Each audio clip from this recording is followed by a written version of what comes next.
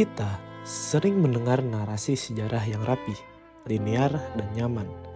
Sebuah cerita yang dimulai di Athena, berpindah ke Roma, lalu tiba-tiba setelah jeda 1000 tahun yang misterius, muncul kembali di Paris dan London dalam bentuk Renaissance. Kita diajarkan bahwa peradaban Barat adalah entitas tunggal yang murni, terpisah, dan unggul secara inheren.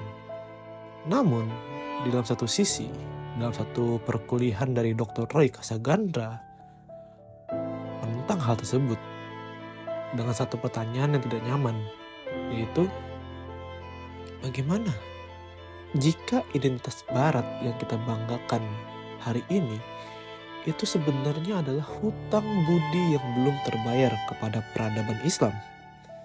Dr. Casagandra menegaskan bahwa gagasan tentang Barat yang berdiri sendiri hanyalah mitos modern yang diciptakan untuk kepentingan politik.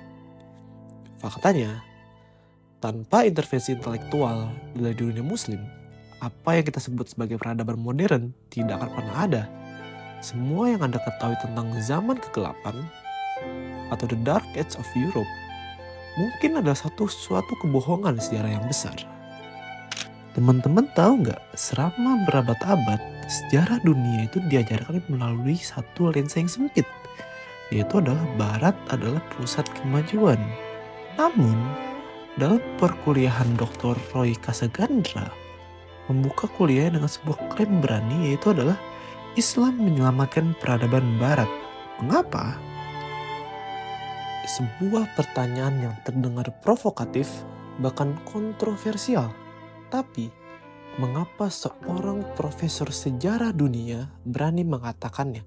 Dan apa yang sama ini disembunyikan dari cara kita memahami sejarah?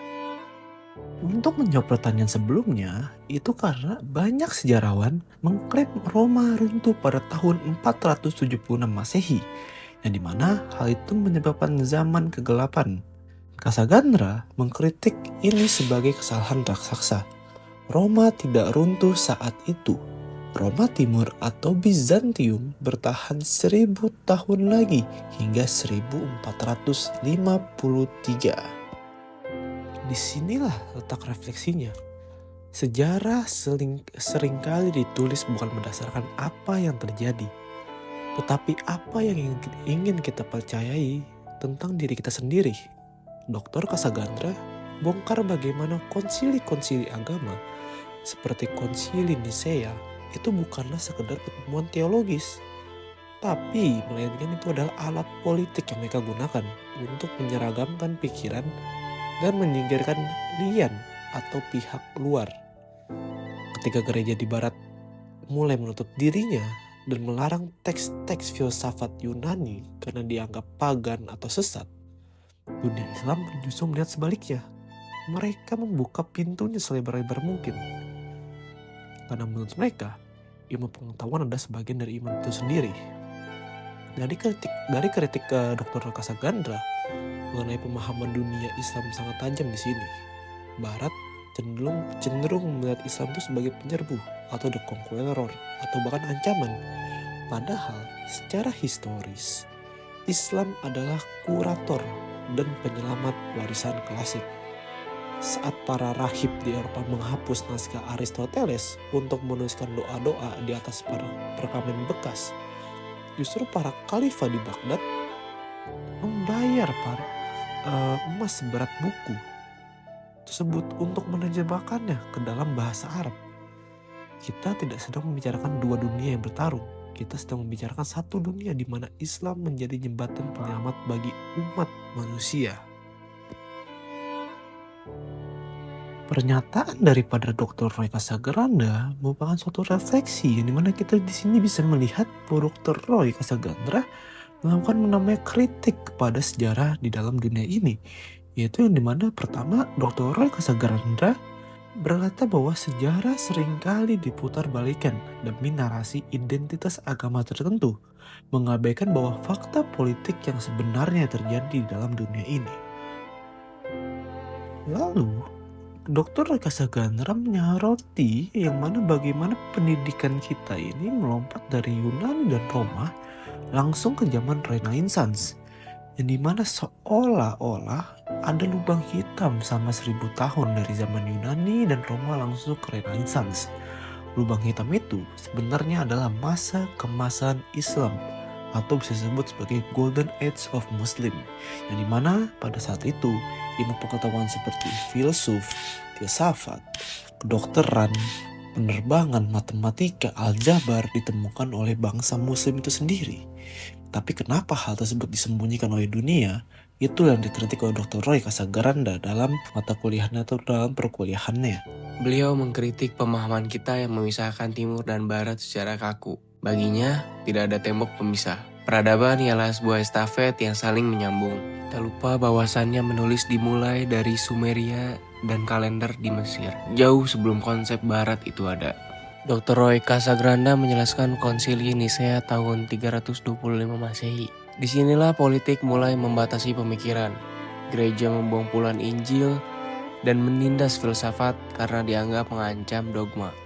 Ketika Barat, Eropa memilih untuk menutup diri dalam dogma karena keputusasaan ekonomi dan sosial. Dunia Islam justru melakukan hal sebaliknya. Mereka merangkul logika Yunani. Para ilmuwan Muslim seperti Al-Hindi dan Ibnu Sina tidak melihat konflik antara Tuhan dan logika. Mereka menyelamatkan karya Aristoteles yang sebelumnya dibakar di Eropa. Dari sini, Dr. Roy Casagranda menekankan bahwa Islam di masa itu tidaklah melihat konflik antara wahyu, Tuhan, dan akal manusia. Mereka percaya bahwa mempelajari alam semesta adalah cara kita untuk memuja penciptanya. Inilah yang beliau sebut sebagai operasi penyelamatan intelektual terbesar. Ketika Eropa sedang sibuk dengan inkuisisi dan pemburuan bidah, para khalifah di Baghdad mengirim utusan ke seluruh penjuru dunia hanya untuk mencari satu naskah kuno.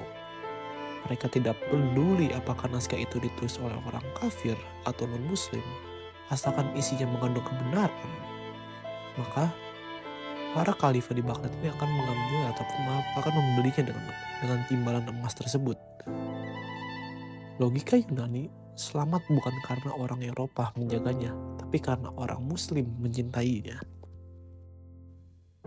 Casagranda memberikan contoh unik, tacos al pastor. Tahukah Anda, ini adalah adaptasi dari shawarma Arab yang dibawa imigran ke Meksiko. Ini bukti kita semua terhubung. Kritik tajamnya adalah jika kita mencoba memisahkan pengaruh Islam dari Barat, kita akan kehilangan bahasa kita sendiri. Kata algebra, zero, admiral, bahkan apricot adalah bahasa Arab.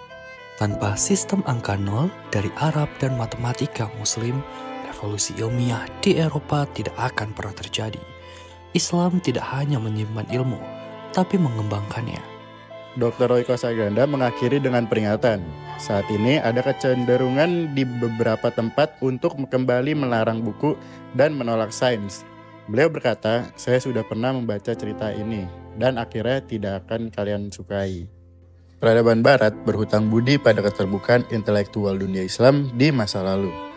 Menyangkal peran Islam dalam sejarah Barat bukan hanya ketidaktahuan, tapi sebuah bunuh diri intelektual.